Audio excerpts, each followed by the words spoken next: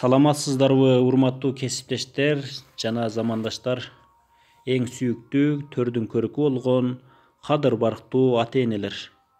Мен бүгүнкү сабагымды ата-энелерге арнамакчымын. Мен Нурали уулу Шайназар сиздер менен.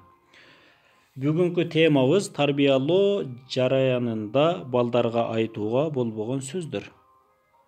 Келиңиздер, биз бала тарбиялап жатканда кайсы сөздү айтууга мүмкүн болот же мүмкүн эмес деген темада ичибизден бир аз ой жүгүртө кетсек.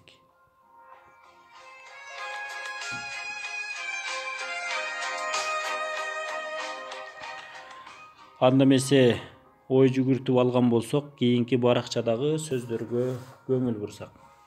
Сен мыкты болушуң керек, аракет кыл. Бала ата-энесинен сенин колуңдан эч нерсе келбеди деген нааразычылык сөздү уккан сайын кайра таптакыр тескери кетет. Андан көрө дайыма позитивдүү болуп балага жумшак тил менен кийинкиси сөзсүз жакшы болот деп көмөк көрсөтүү керек. Биз балдарды тарбиялап жатканда аларга билбестиктен одоно сөз көп айтып коюшубуз мүмкүн. Мына ошол сөздүн себебинен ал жашоосунда зыянга учурап калары толук ыктымал. Ааламга жол алгачкы кадамдан башталат демекчи, биз аларга туура үлгүлүү, дем күчтүү сөздөрдү айтып, туура мамиле жасап турсак, балабыз келечекте туура кадам таштаары күмөнсүз. Сен дайыма же сен эч качан. Балага ойлонбостон эле сен жамансың деп айтылган жөнөкөй эле сөз анын аракетин басаңдатат. Ата-эне баланын жаман болушун программалаштырып коет, ал чынында эле ошондой болуп калат. Ар бир бала ата-энесинин сөзүнө чын жүрөктөн ишенет. Алар айттыбы демек туура деп ойлошот да. Ошолор айткандай болуп калат. Сенин колуңдан келет, азамат деген жакшы сөз баланын жакшы жака өзгөртөт.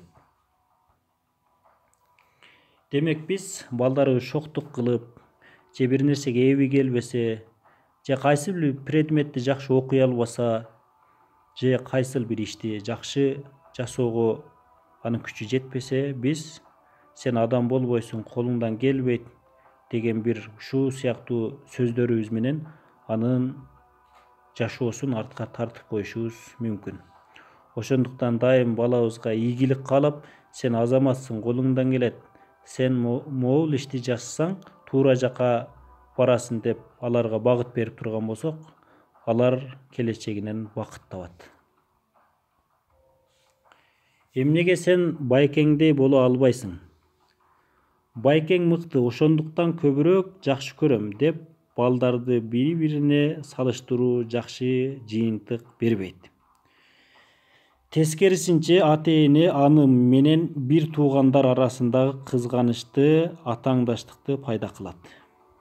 Үйдөгү кырдаалды жакшы кармоо үчүн ар бир баланын өзгөчөлүгүнө, жөндөмүнө жараша мамиле кылуу керек. Ар бир бала ар башка болгону менен баарынын таланты, угуусу бир. Анан да ар биринин өзүнчө күчтүү жактары бар. Биз үй бүлөдө бир туугандан бирөөсүн өйдө коюп, же аны үлгү болсун деп биз ушундай сөздөрдү айтканыбыз менен кийинки келечегинде чоң таасир берип калары күмөнсүз. Мисалга, сен агаңдай боло албайсың, эмнеге сен эжеңе окшой албайсың, сен агаңдай болушуң керек, же сен үкаңа окшошуң керек, жакшы жака өзгөрүшүң керек деп алардын кыжырына тийсек, бир туугандар арасында биз чоң катачылык кетирип коерубуз мүмкүн.